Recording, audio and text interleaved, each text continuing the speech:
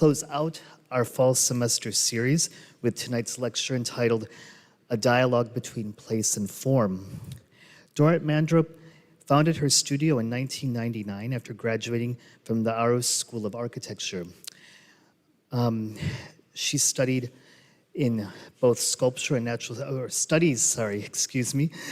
sculpture and natural sciences have influenced her approach, which has also been hands-on, materializing in deep contextual analysis and explorative, this has been a long day, I apologize, prototyping. Her Copenhagen-based studio employs an artistic, humanistic, and scientific approach to create generous designs that are pushing the boundaries of form and materiality. In close interaction with her team, Dorrit is solving complex problems and orchestrating designs that are playful, original, and poetic. She's internationally recognized for creating architecture in synergy with its context, enhancing the awareness and the experience of place. This passion for working in sensitive contexts has resulted in her winning designs for public buildings in 5 UNESCO World Heritage Sites. Not an easy task. Well, it is a pleasure to welcome you, Dorrit. We look forward to the talk, and well, our students also look forward to a little conversation afterwards. So thank you. The podium is yours.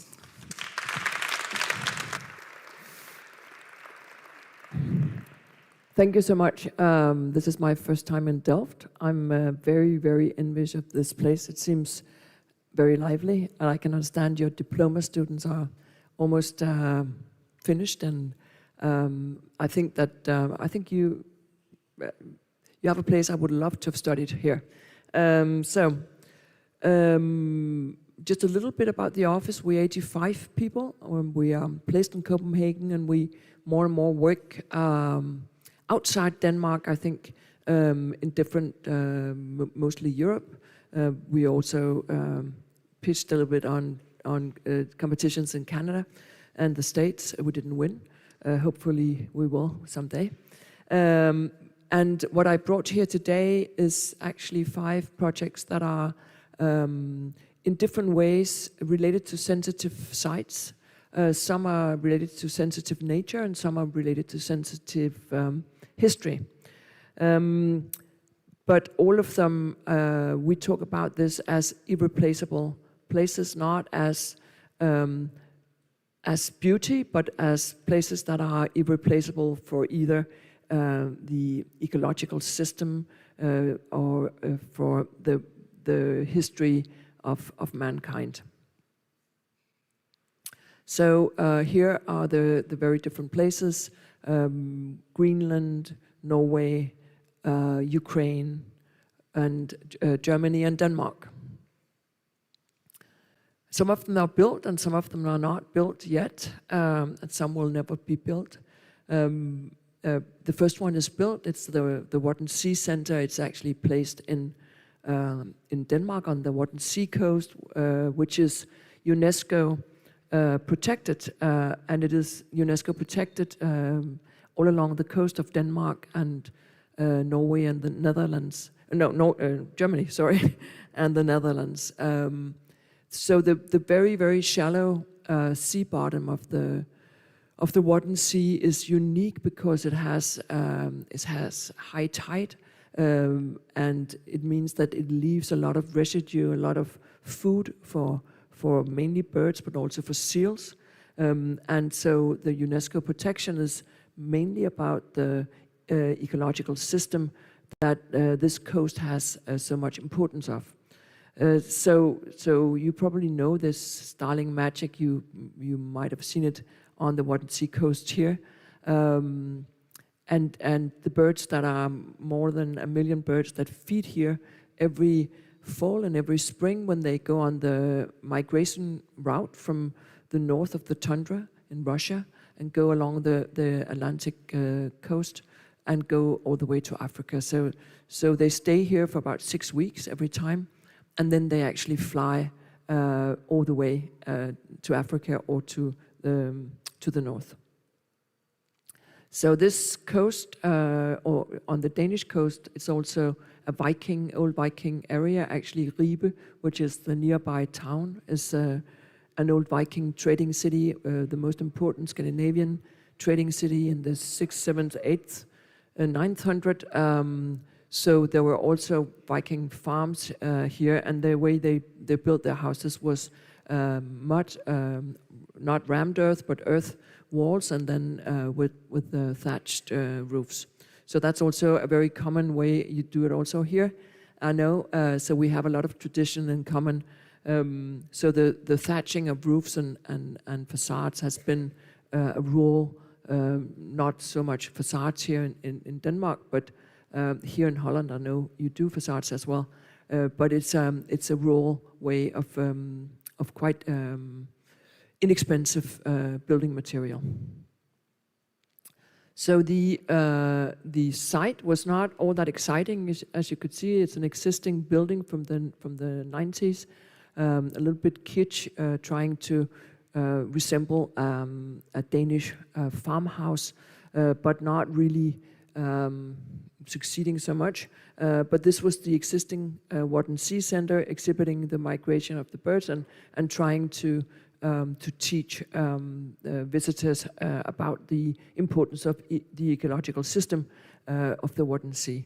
So the competition was an extension to this place, and in a way we found it really difficult to cope with the existing buildings. So, on the other hand, if you want to be sustainable, everybody knows, of course, demolishing is really bad. You already are in minus with embedded carbon if you demolish buildings and build new buildings on top. So in a way, transforming has been also part of our tradition in the office. How much can we reuse of the existing and also use it as a frame that can be interesting and exciting. So what we suggested here was to in a way embrace the existing building and create this super farmhouse, which is in scale, of course, much bigger than a traditional farmhouse, but has this kind of oversize. And by embracing the building and keeping actually all of the existing building, we could keep economy down, and we could keep the CO2 embedded CO2 very low also. So this is kind of the principle. The red plan is the existing building, and then embracing that building with a new building and creating this new oversized farmhouse. So the reeds you can collect or you can harvest from close by, from the fjords, and actually the reeds in this area is extremely durable, because when you're out in the salt, a lot of materials are not very durable. They will deteriorate very quickly. So reeds and brick and so forth is perfect for salty climate, because instead of being broken down, they actually are preserved by the salt in the air. So we decided to build this whole new farmhouse, clad in the reeds on the facade and on the roof, and in a way using that as a sculptural material. And as you probably also know, the way you work with reeds are exactly the same as the Viking age. You bind it up and you hit it with a board. So you have this kind of really handcrafted, very textured surface. So by working with the reeds, we could also shape the building in a much more diagonal, much more organic way, you could say. So in working with this open, very, very horizontal surface, we could make the building almost grow up from the surface, and also create a shelter from the wind, which is, as you also as being here in the Netherlands, you know that the flat surfaces actually creates a lot windy climate. So creating an interior of this building that does not have any wind and is protected from the wind is another important thing with this building. So the interior, the wind is actually coming over the building because also of the diagonality of the facades and keeping the interior of the courtyard very wind protected. So working with exhibition buildings, you usually are not allowed to have daylight or to have contact from the interior to the exterior. But we work with an exhibition designer that the kind of contact with the outside would be important. So in every space in the museum, we have one directional contact either to the sky or to the landscape or to the horizon here. So the existing building, we clad in Robinia, which is a sustainable European, very, very oily wood that you can use without using any kind of protection. So it's used raw and it becomes gray, and it's in a way working very, very well also with the reeds. So in that sense, we didn't try to hide the existing building, but we used this wooden cladding to make it merge into the new building. So interior is very abstract to let the narrative of the migrating birds stand out. So when you walk, I mean, it's quite traditional with a pitched roof, but then by placing the walls in different ways, you can create quite interesting spaces on the interior. One of the things that we find really important is when you work in the outskirts is how much economical growth can we actually help doing in the area in a sustainable way. So the Wadden Sea Center has become kind of part of Ribe's tourist attractions, but at the same time you have all these people, 100,000 a year, coming here to learn about the Wadden Sea and the ecosystem. So in that sense, there's kind of a double effect working with these quite small exhibition centers around the outskirts of Denmark, Norway, whatever. So another very remote place that we've been working, and I think that's again an interesting discussion, is that, you know, can we actually send tourists far away, usually with planes? Can we actually work in places like Greenland and having visitor centers and tourist attractions? And my opinion is that, you know, if you look the way people fly around the world, if you should prioritize one flight a year, it should be to these remote places, because only 100,000 people are coming to Greenland every year compared to Paris or London, where you would have like 8 million visitors coming from overseas. So in that sense, it's a stupid discussion, because there's no effect compared to the way we fly. That's anyway, a long story. Ilulissat is a city 300 kilometers north of the Arctic Circle, which means that you have no trees, you have no growth, because the season is so short. The summer season starts in the end of May and ends in the end of August. So you have like a very, very short period of time where you don't have snow. And also you have absolutely dark winters. You have a month, 5 weeks of absolute darkness. but then the summertime is amazing. So Ilulissat is 5,000 people, the second largest city of Greenland that only has 56,000 inhabitants spread all over. And they have 4,000 dogs here, because doesn't make sense to have cars, since you can't drive around in the snow anyway. So dog sledges are the main transportation, and of course also snowmobiles. Another thing about Ilulissat is that a phenomenon called the Eisfjord which is a carving of icebergs from the ice cap. So what you see up here is the edge of the ice cap. The whole of Greenland is covered by us on the ice cap here. And from here, there's a carving of icebergs continuously, and they will move out towards the Disco Bay out here. And they do that very, very slowly. And then there's a ridge in the bottom of the sea that stops the iceberg, so the ice will pack also in the summertime. And then they will carve again, and it's immensely beautiful.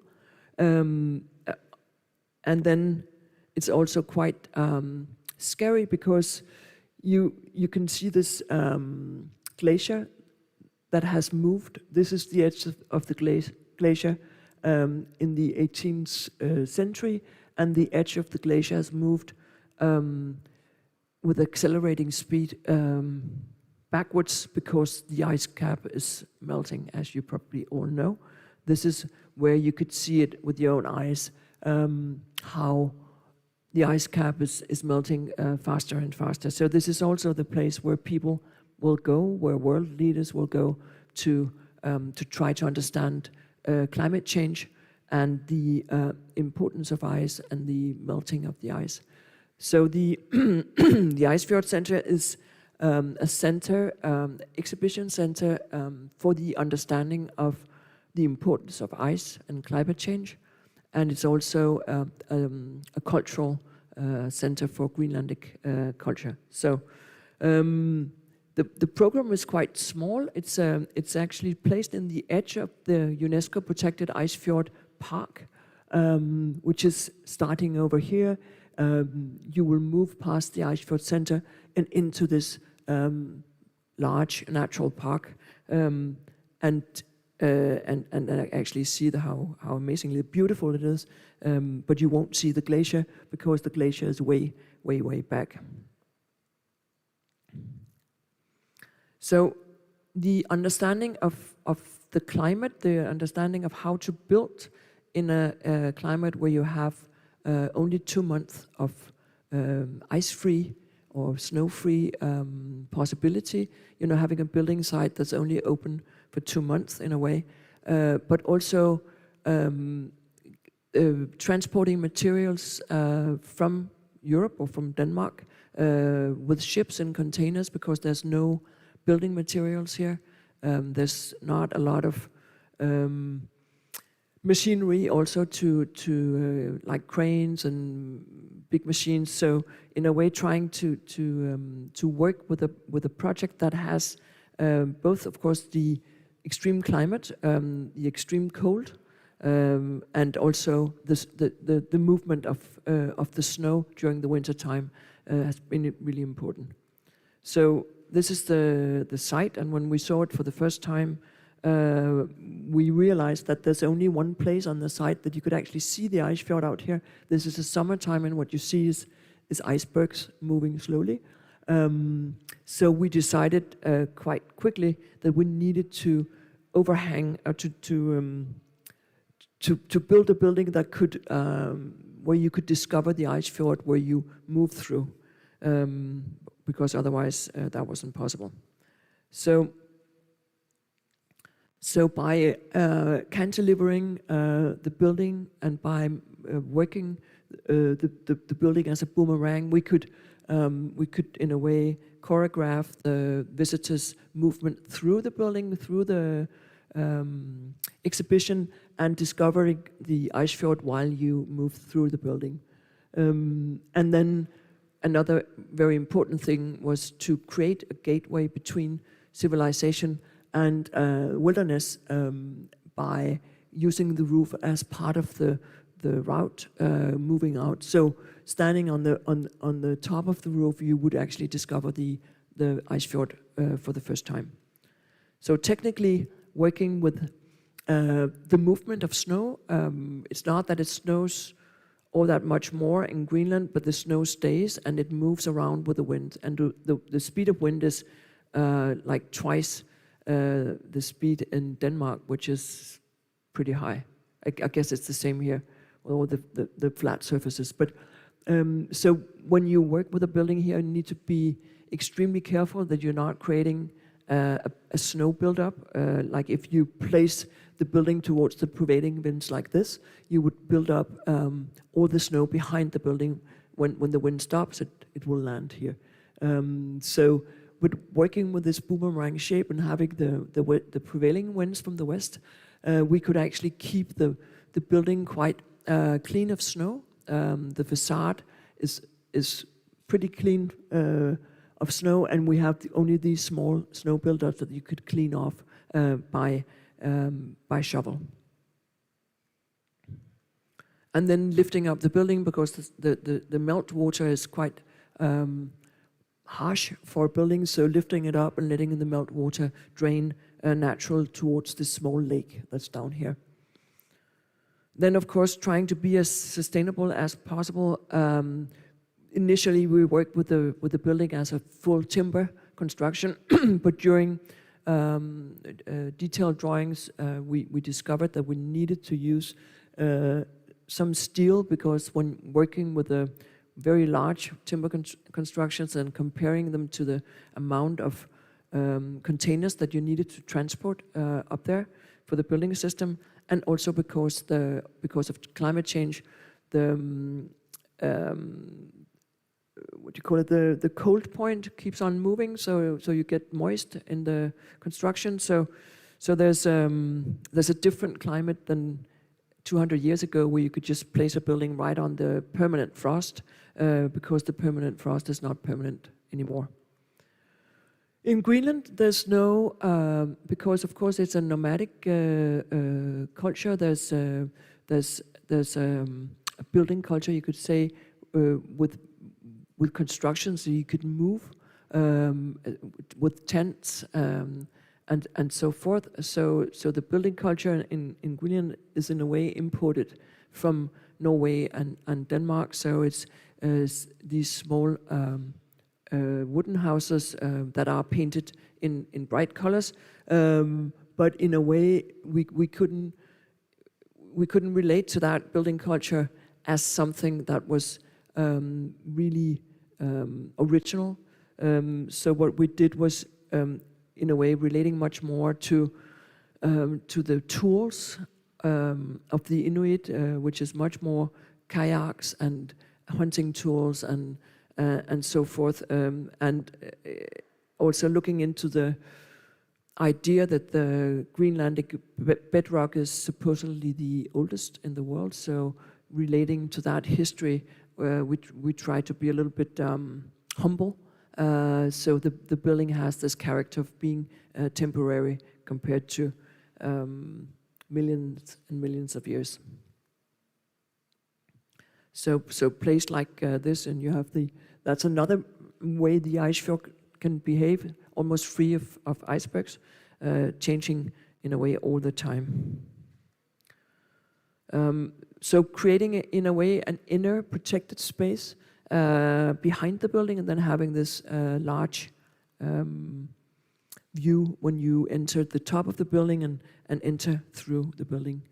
So when you come as a Dane, building a building in Greenland, we really wanted this building to be anchored also in the local community. So creating these two large shelters, you could say, in each end here, creating the possibility for people that are not paying to go in to see the exhibition, also to use the building as a pit stop when you move out into the park, and protecting from both the western winds and the eastern winds, and also for people, for tourists that are hiking out here, to use the space as a protection and as a shelter. And then, of course, having this public space as a part of the park, and also as a place that you can use for different events or just walking past. We fought quite a lot to make the client prioritize this, because of course it's more expensive to make a roof that you can walk on than not. And it's really being used. I've been there both winter and summer, and it's actually it's part of a natural route going into the park, but also people are getting married on the roof with the mayor and everything. So it's kind of becoming a place. So we're quite proud of that. So when you move up here and you move over the slope, you will discover this this amazing ice fjord for the first time, and then you can move down and you have an overview. So then using the covered space as an unprogrammed space, but the center uses it as also as an open stage. So you have all kinds of different things going on. This is dance and theater. And then, of course, creating a really warm interior space when you are in the Arctic. The cold is really deadly. In a way, it feels deadly. So when you have minus 30 degrees out there, you really want to get into this warm and protective space. So here's the interior. Of course, you take off your shoes, and then you can move into the exhibition. So the center of the exhibition is an ice core, which is a core that is drilled in from the inland ice or from the ice cap, and you can actually read the history of Earth by studying the layers. Here you can see the Industrial Revolution. You can see many things actually happening globally in these cores. So this is, I think, the first place where you can actually exhibit an ice core. Then creating a cafe that can also be used for different cultural events. It's really popular. A lot of things are happening all year round in this space. So you have lectures and talks and films and also parties and stuff like that. And here, the last one, a marriage going on with the mayor of the city and the bride and groom on the side. So, in a way, this, also creating a place that has function in the wintertime has been a important thing, and I think also the leader of the center is really, really active, keeping this more like a cultural space in the wintertime. But of course, there are also tourists, more and more tourists coming up here because the Arctic has a lot to offer. Even though it's absolutely dark, or you don't see the sun for 5-6 weeks, and very little the other month around it, there's other phenomena to see, and you have this amazing phenomenon of the Boreal Aurora. And then, of course, the 12th of January, the sun comes back for 40 minutes, and you can actually use the roof. The people of the city go out here to celebrate the sun coming back here. So another Arctic place, but not Arctic as Greenland, because the Gulf Stream is coming along the Norwegian coast, so it's much warmer, it's much more fertile. It's also 300 kilometers above the Arctic Circle. This is Andøya. I think that some of your diploma students did a study of Andøya a couple of years ago. It's a small island on the north of Lofoten, which is a series of islands along the Norwegian coast. It's the even more northern island. And in Andøya, there has been a military base. There's also a space center. And then there's one thing really important about Andøya is because of the way whales are feeding. They feed on very, very deep water, like 1,500 meters down. Especially the toothed whales, they will live on very, very big octopuses that lives very deep down in the ocean. And what happens with the ocean bottom here is that they have valleys going very close to Andøya, and that means that you can see an enormous amount of different whales very close to the coast here. So the building that is housing a whale center, telling the history of whales and the cultural history of whales and the natural history of whales, is actually a local initiative, in a way trying to boosting also this whale safaris and tourist attractions, because the military base is closing up. Actually now I think it's actually kept open because of Ukraine, but it will eventually close up. So they need they need other attractions and workplaces here in this place. So the site is a small peninsula on the small island of Andøya. It's this, and you have the small town, only 4,500 people, and this place is kind of is almost as large as the program or the brief, which is 6,500 square meters. So what we thought when we started the competition was, how to build something that looks like a building on this peninsula was really tough. In a way, it's also been used.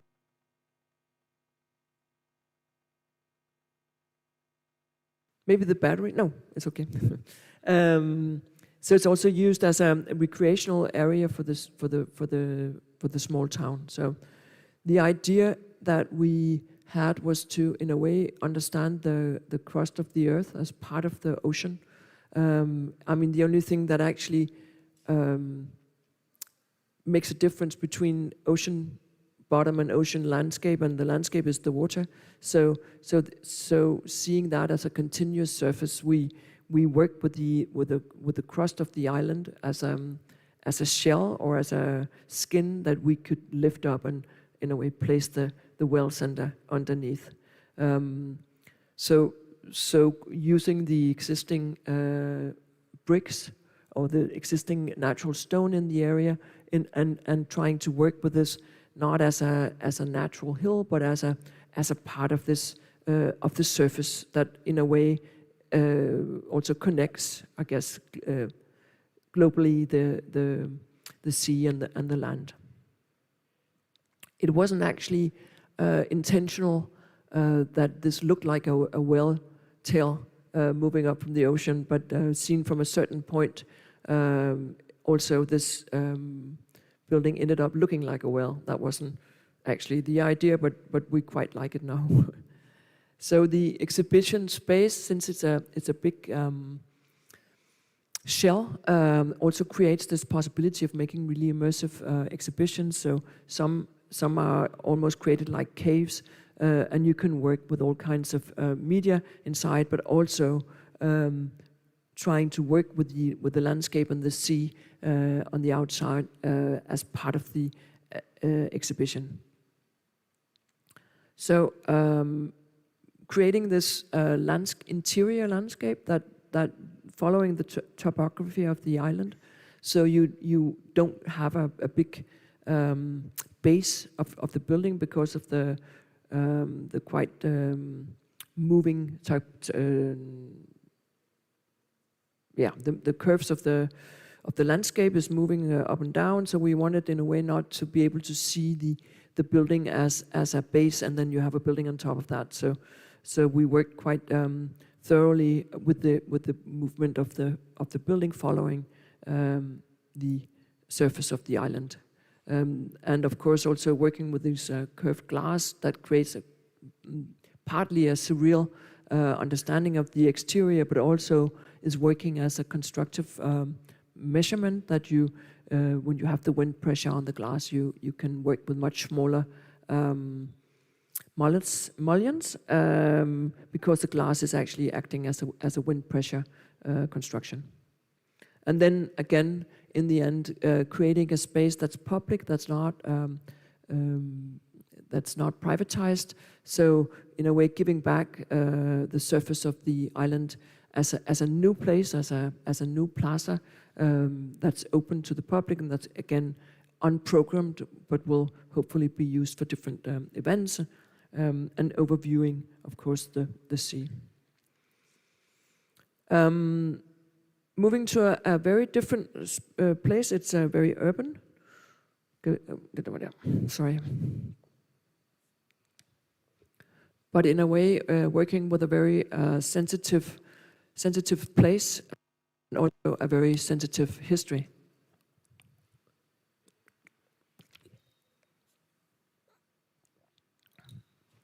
So the Exile Museum in Berlin is placed at the former Anhalter Bahnhof, which was in a way the largest train station in Europe.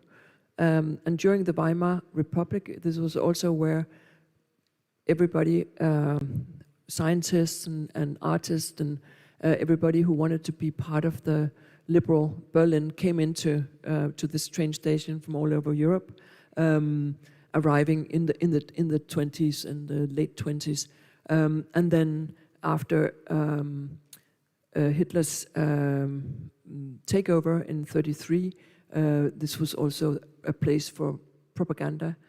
It was the place where people fled into exile from, and also where people were sadly moved into concentration camps from a certain platform in this station. So after the war, of course, the building was damaged, but was still in function. And then when the Berlin Wall were built, it lost absolute importance because the tracks were going into East Berlin, and the government decided to blast the building, and only because there was some people fighting against it, that left one little fragment of this building in a way as a witness to history. So there's a private foundation that works with telling the story of the people going into exile after 1933, of how, of course, it affects people to go into exile, also how it affects the world that people are moving into exile, and how also in a positive way people are influencing other parts of the world as big groups that goes into exile. So this is just a small video, one of the exhibition parts that will be exhibited. It's just a witness story from one of the people that went into exile after 1933. Does it work? Wann beginnt Yes, das it does. Exil?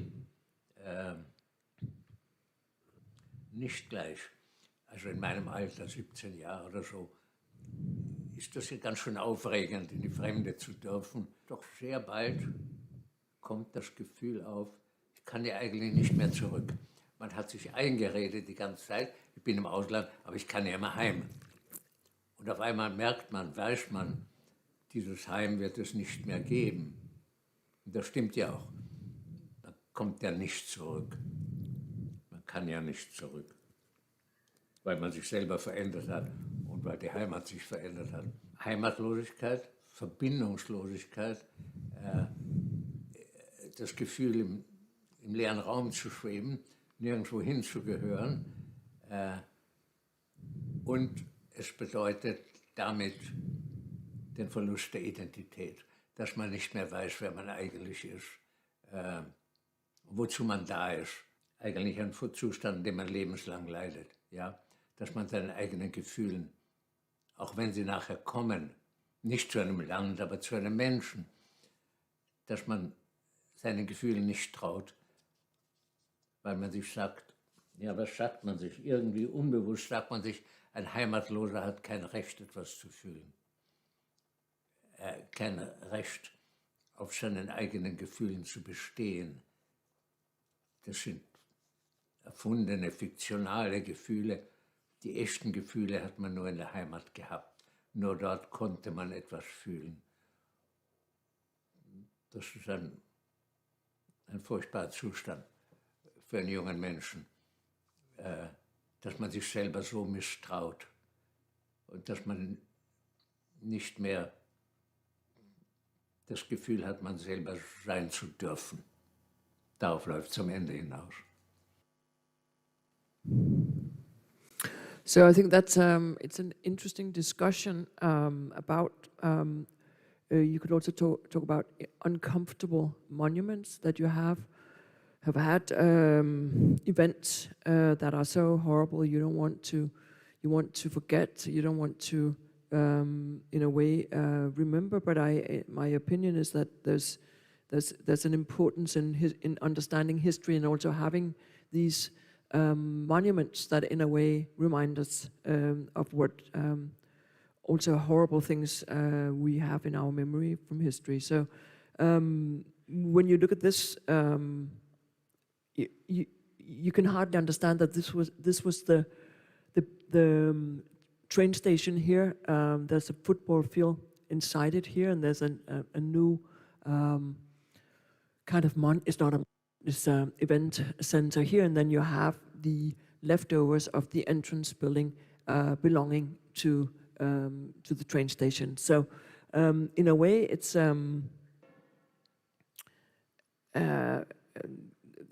still, in a way, that this fragment is quite alone, and it's quite difficult to understand why it's there and what has happened and what was the connection to the city, because all the traces are, in a way, gone.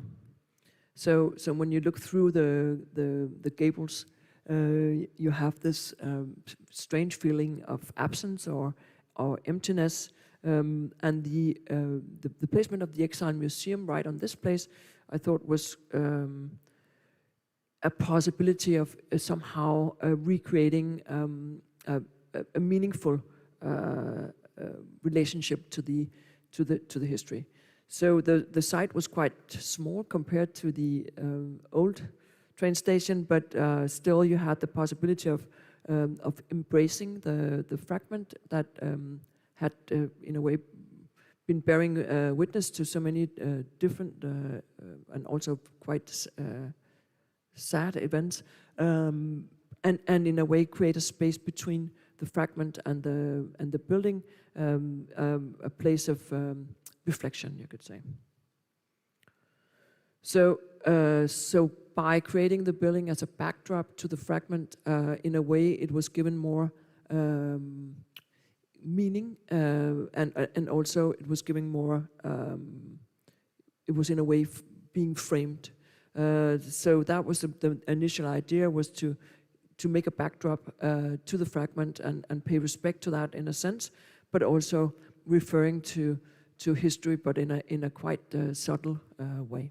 So this is the plan of the Anhalter Bahnhof, with tunnels going to the Hotel Excelsior to the other side. Everything is gone now. There's only very few buildings left of that time.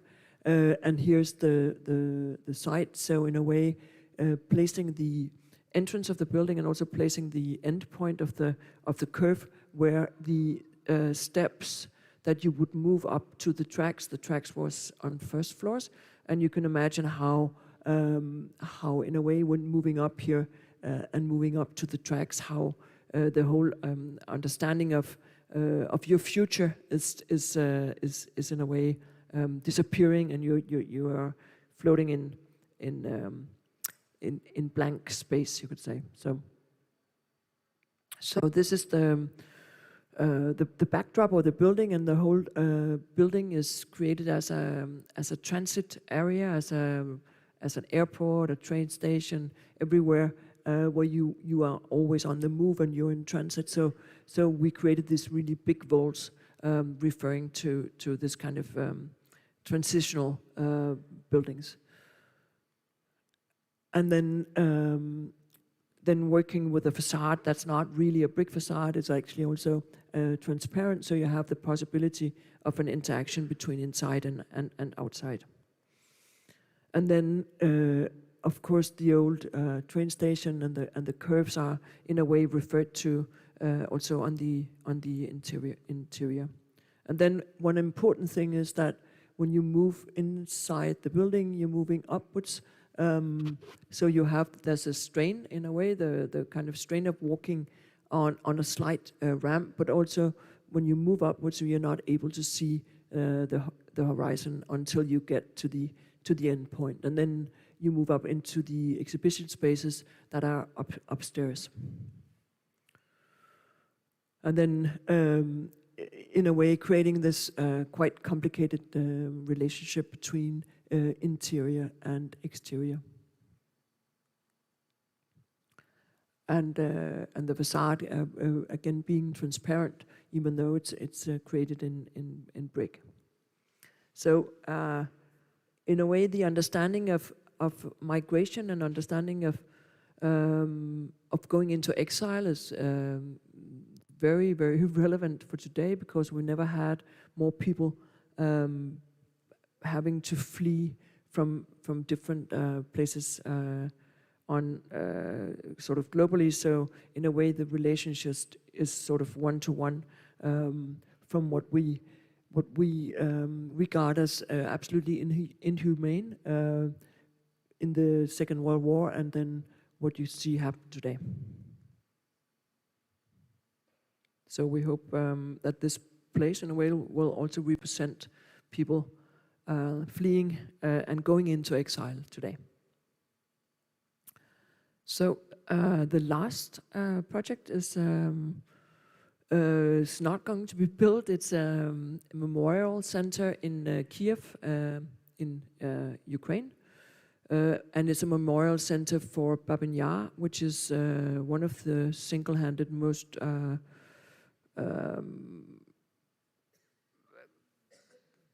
horrible events happening during the Second World War. There was a lot of horrible events. This one, 33,000 people were killed and pushed into a ravine during 2 days. 33,000 people, Jews. So in a way, it's what is very strange and also very sensitive, of course, about this place is that the ravine was covered afterwards. And when the Soviet Union took over Ukraine, there was kind of no memorials, there was no signs, there was no part of the landscape where you could actually see where this was happening. So it's quite a big political and very sensitive discussion has been going on for many, many years. There should be a memorial for the 33,000 people that were killed here, but it never really happened. So when you go into the park today, there's no sign of the ravine that has been covered. There's no sign of anything, and there's all these small memorials all over a park, but that doesn't really have to do with the big Babyn Yar event.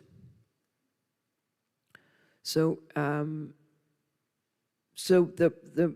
in a way, the victims were taken to the edge of the ravine, and they were lined up, and they were shot, and they were actually just pushed down into the ravine. And actually there was prisoners that were used by the SS later on to try to cover the tracks, and then later on the Soviet Union somehow didn't really recognize it, and it was also covered up by some mudslide and different things that happened here. Anyway, so this is the aerial photo of today. There's you probably see this TV tower because it's been shown sometimes with the bombing of Kiev, but you have just this flat surface, and the site is in a way doesn't give anything back from history. So you have this small forest around, and there's this possibility of, in a way, working with the landscape. But what we decided to do was to recreate the ravine not exactly as the ravine was, but that you move into the memorial center by entering through the ravine and sort of getting into deeper and deeper into the ground. And then working with the building as a part of the landscape. So there's also a sort of positive part of the building. There's also hope and future. But in a way, we had this feeling that there was a need to also to be silent and to try to understand how this event could even take place. So you kind of let very deep into the ground, and you enter through very dark spaces, and then you move towards the light, and then in the end you move up into the park. Okay, I think I'm about to end, so I hope you have questions.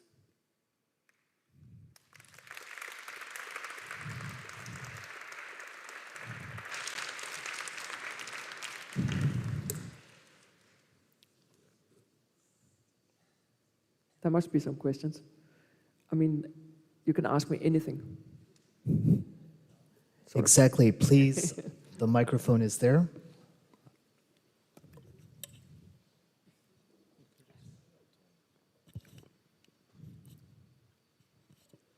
Hello. Hello?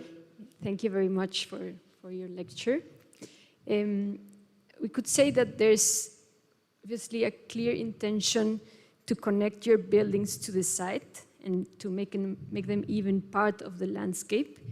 I would like to know what's your relationship to the site, specifically during the design process, also in this isolated, faraway location where I imagine that you cannot go there as often as you would like to.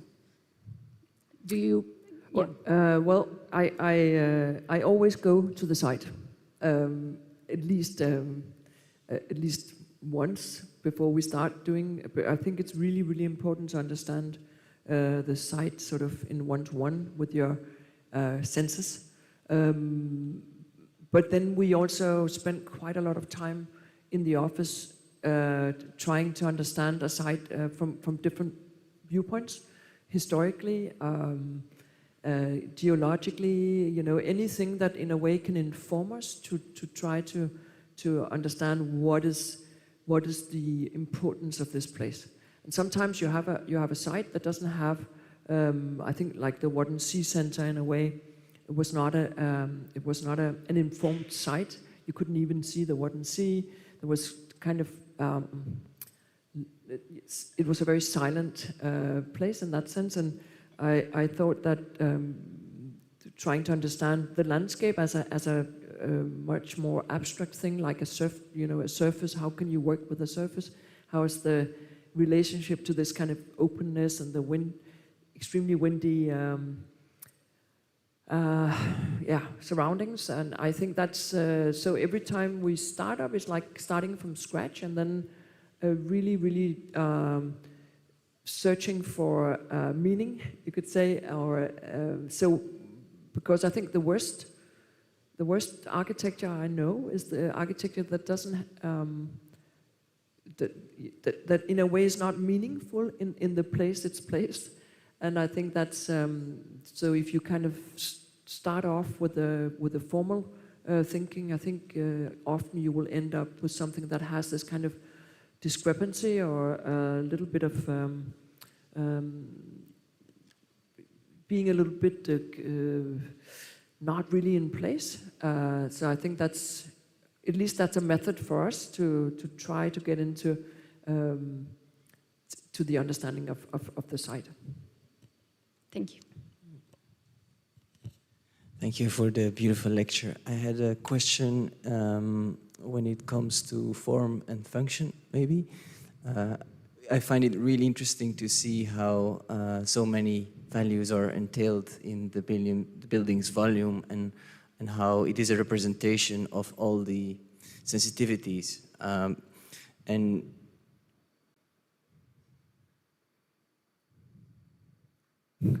Okay, still working. It almost seems to imply that programs and plans are something that is adaptable, even volatile in some way, changing with its time, and that the sculpture or the volume of the building is the framework that keeps it all together in a valuable way. Would you agree with what I say, or do I see it in the wrong way? Well, I think since I'm actually a very practical person, you know, I think part of the part of the way we try to work is to, also to let the program or the brief or the functional part of the assignment, you could say, also inform the building. So I think I think if you would only work with form, the building will end up being a little bit ridiculous, because you're working against it, or it's working against the function. So I think I think the part where you actually make when you see the well, and if you saw the other exhibition competition projects, they would, some of them were stacked, or there would be towers, or there would be different things. And I think, just having the possibility of moving very softly through an exhibition is really important, right? And, the placement of the cafeteria has to be right where you sell the tickets and stuff. So there's programmatic information, I think, that is part of, succeeding. It has to, in a way, inform the building as much as everything else, because it has to be natural. You have to feel that it's a natural way you move through the building, or it has to be naturally programmed. So I think that is definitely part of it. Thank you.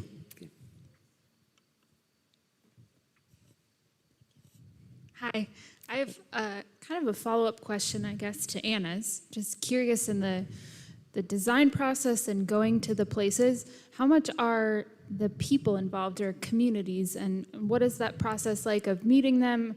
I know you talked a lot about how the buildings themselves were used by those communities, but is it inspired by the cultures, or mostly the landscape, seasons, all of that? I think the specificity of a site is sometimes it's history, sometimes it's culture, sometimes it's the landscape, and I think that's part of what we basically say is that when we are there and we are changing a place, we need to, and it's very banal to say that you need to give something back to the community, but I think also I've worked a lot with communities, community centers, and working very much with users, and my experience is sometimes that the best you could do is in a way give back something that's not programmed and is not decided, but is like, in a way, like an open surface or an open space, or something that you could, that the community are able to change over time. Because I think sometimes when we have not succeeded is because we have, in a way, been listening to a stage of time, where there's exactly these people, like 20 people in a community that are very strong, they're very resourceful, they're able to, in a way, influence a lot. And you will end up with something that is designed by exactly these 20 people and their needs. And then, 2 years later, the whole community is changed, and the building is no longer adaptable to that. And I think adaptability, in a way, when you want to give something back, you have to, in a way, leave it alone. Functionally, you need to create space that can be changed by many different people, and I think that is probably the weak part of working with communities, that you will work with people that are right there, right now, and they will define their needs right now. And then what, So that can, we once did a big community center with a library, and there was kind of decisions made in these big groups that actually insisted that the entrance had to be almost on the back, which means that the building today is, it's of course in use, but it's really not working really well with the circulation and everything. So I'm a little kind of, I want to keep a little bit of distance from this because I think sometimes you make more, you spend a lot of money and a lot of time with quite a few people that are maybe not representing the whole community. So you need to be very careful when you do that. That's my experience, yeah. Okay, thanks. Thank you for your lecture. What is your work process when you move from the initial concept idea of a project going to the one-to-one scale? So from the environment to one-to-one. Could you repeat it just once more? Yes. Yeah. What is the working process in your own firm when it comes to starting from the initial idea of one project, like from the concept to the one-to-one scale, so from detailing, if that idea is consistent throughout the stages of the development project or not? I would like to know more about it. We work mostly with the ideal is, of course, to work all the way through, also doing the site management. So I think in Scandinavia, in some parts of Scandinavia, we are lucky enough to have the possibility of actually working all the way through. Actually, we do all the details, and I know that's not all that has that privilege to be able to do that. We try to stay out of turnkey contracts. So the process is, in a way, from the beginning to the end. I think it's both collective, but it's also, quite strictly controlled. I think so. The projects are not let loose at a certain point. It's like we also, I think that being able to do the details is also a chance to make the building better. I don't have this idea that you have this wonderful concept and you just have to keep it as it is because it's so godly. I think winning a competition is the chance to actually make a better project all the way through, right? So I think that's important. It's important to me, and details and textures and materials are also really, I think, an important part of the way we work. Anyway, yeah. Thank you.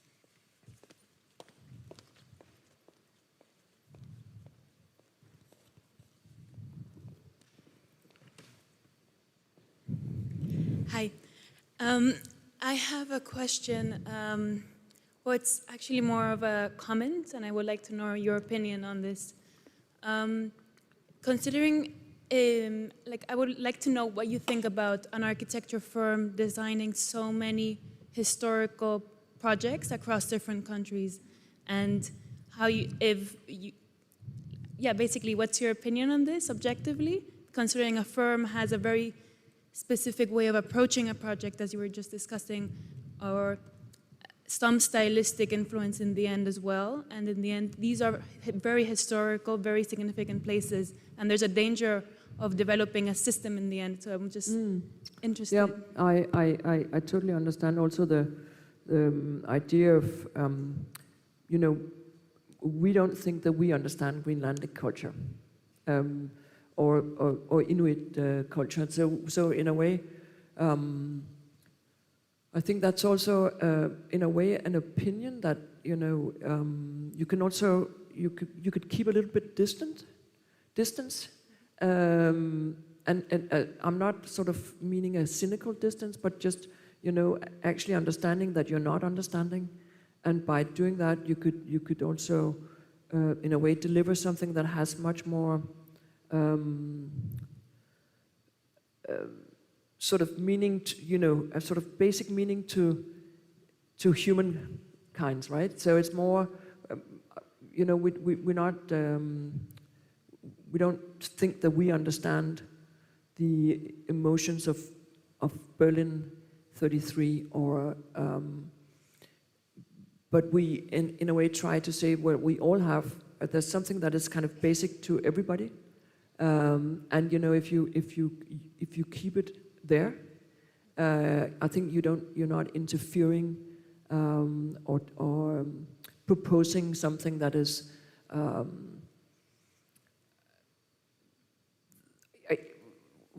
I think I mean, to give an example, we had a discussion in Denmark. There was a modernist building that's a Viking ship exhibition.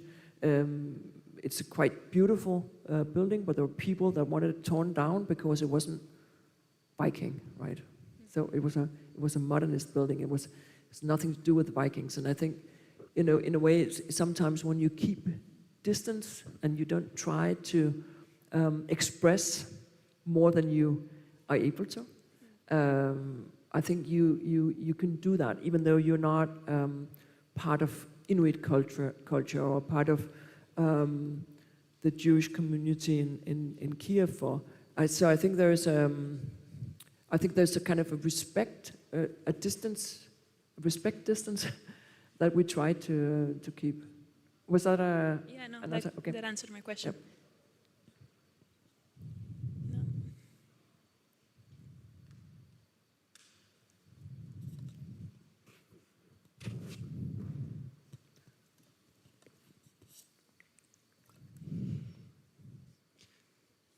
Well, thank you very much for showing all these beautiful examples.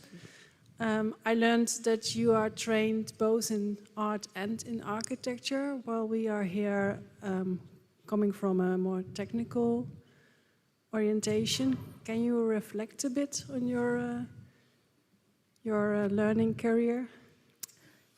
Yes, well, my career was not kind of like being without any kind of goal. So I just somehow did what I thought was great to do, and then I jumped from medicine to sculpture to, and then in a way landing in architecture, which has a lot of both science, I think, and art. So I think that's, to be honest, I've never been a very sort of goal-oriented person. So I think that that you need to inform your education from many sides, and I think it's a little bit of pity when I see a lot of quite young people that kind of going directly into school and going directly out, and without being informed by anything else but the school or the practice or the internship, or and I think this kind of being a little bit non-directional sometimes can help you be more fit. But maybe that's just my opinion. That's because I was a hippie and I didn't have a lot of goals when I started out. So is that maybe yeah? it was also a different time. Now Very different. students are much more Yeah. under pressure. Yeah. So how do you train your young employees?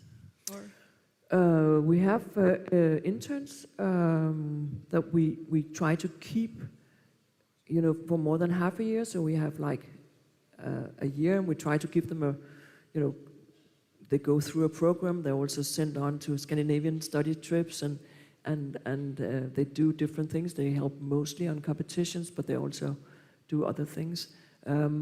So we try somehow also to give them, I think, to me, I think the understanding of architectural history sounds really, really boring, but I think there's a lack of, young people. Some of the very good, clever, amazing interns we have don't feel very grounded in history. So we try to give them also some architectural history background, some understanding of the masters and the Le Corbusier and Louis Kahn and all this kind of basic stuff. I think that's, what I see here, it seems like you're pretty well educated. It seems like you're also experimental and trying stuff, but what do I know? So.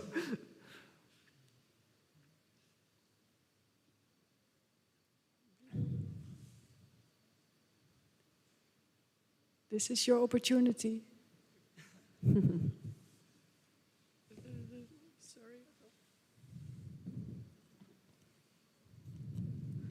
Thank you for your talk. Oh, that's loud. I just wanted to ask you your perspective through the trajectory of working in architecture as a female, and also just your experience as that throughout the years and how it's changed, and also how to leave a strong impact, I guess, for future female architects around the place, and also how your experience in various countries. I'm a feminist, and I think I'm more and more. I'm being more and more aware of how little things has changed. I think when I started out, I didn't really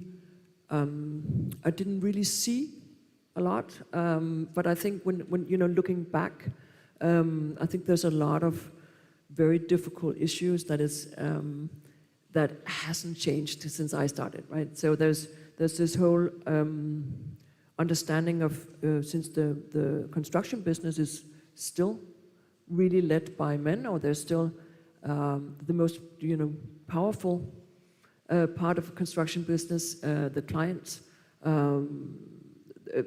are still mainly men. And when I go to a competition colloquium in Germany, I'm the only woman, and I'm like, and in a way I make fun, and I say, so where's the women? Are they on the toilet, or what's happening?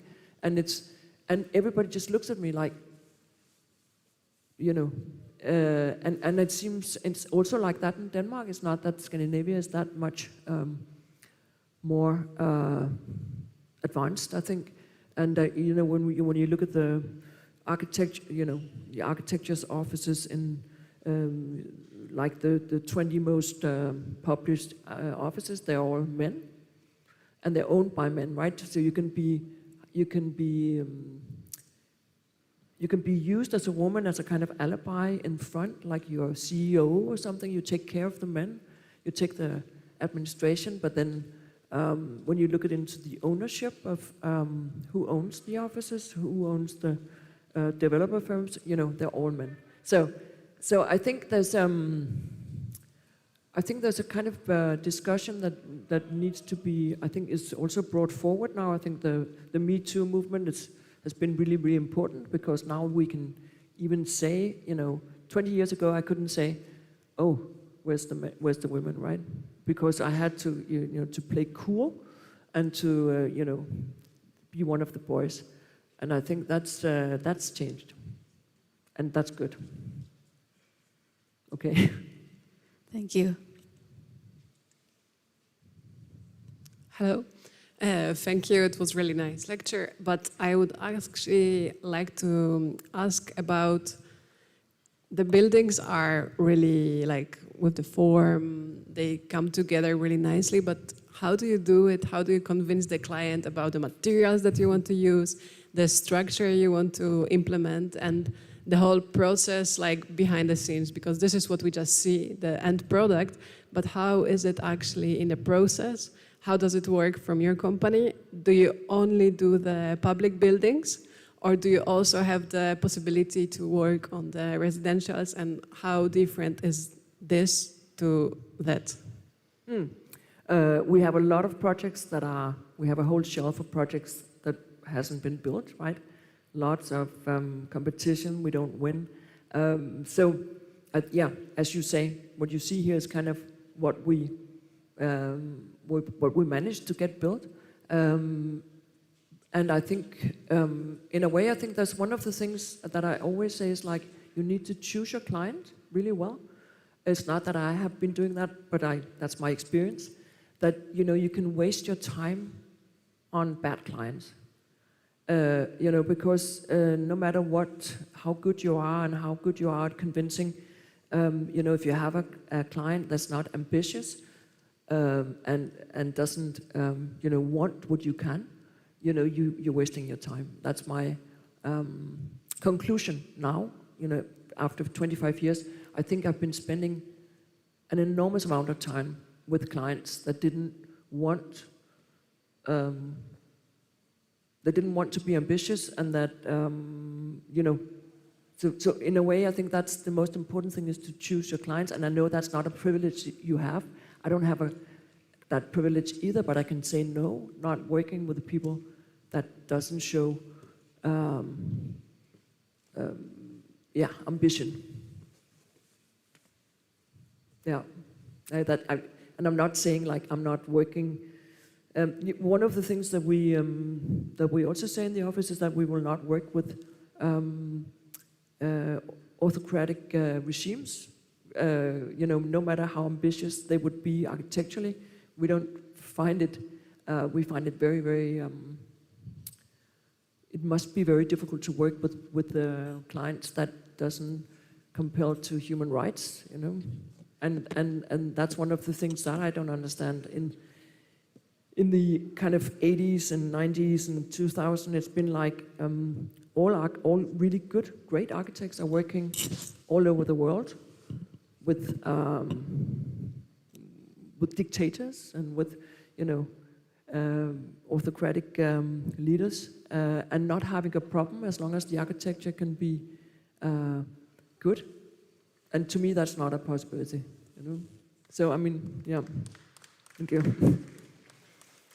And it's a discussion we need to have, right? Because it's some of the architects that I admire the most. They would say, I'd rather like to work with a dictator than working with a community because it's easier to get good architects. And I think it's probably true, but it's just not possible, right? Yeah. Thank you again for a great lecture. Round of applause. Thank you.